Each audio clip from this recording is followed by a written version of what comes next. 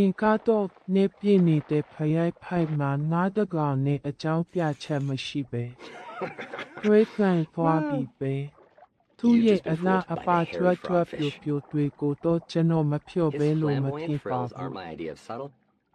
ဒါပေမဲ့ဒီအောက်မှာဆိုရင်သူ့ကိုတဘာဝနဲ့ပြုတ်နှံကထားပြီးတယ်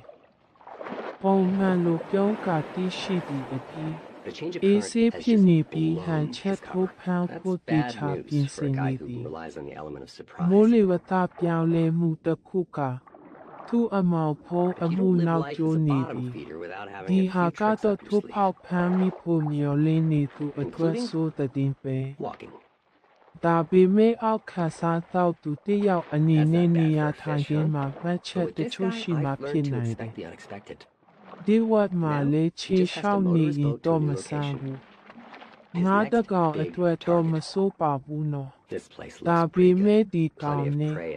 တွေးရင်မမျော်လင့်ထားတဲ့အရာတွေကိုမှတ်ထားဖို့လိုတယ်အခုတော့သူပြေးသွားလို့တခြားနေရာတစ်သူစင်းသွားရုံပဲ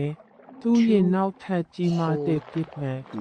ဒီနေရာကတော့ကောင်းတယ်လို့တွေ့ရတယ်ဤအမောင်နဲ့တော့တစ်တာတွေထဲမှာအေးရွက်တွေများနေတယ်မီနီယာပေါ်လေအပီပီဆိုင်ရာလေးစီစပ်ပြခါကိုလိုက်ဖက်တဲ့နေရာ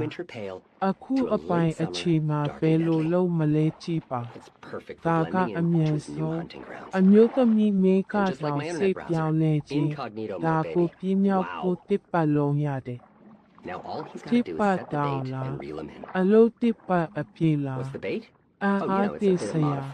ကောင်းပြီဒီကောင်ဟာကဘာပေါ်မှာအေးအေးအတော်မကောင်းသမားမဟုတ်ပေမဲ့336နာရီသာပေးမယ်ဆိုရင်တွေရဒီနောက်ပိုင်းမင်းသားပန်းရောင်မှာအမောင်နဲ့ဒီဆိုးစရာကောင်းတဲ့ဖြစ်စီသူတို့ပြောင်းလဲသွားတယ်သူ့ရဲ့ပြေဝဖို့အစ်နေရာထဲမှာပိုကောင်းလို့ပါတယ်အင်တာနက်ပရောက်စာတွေလို့ပဲအင်ကောမီတိုမို့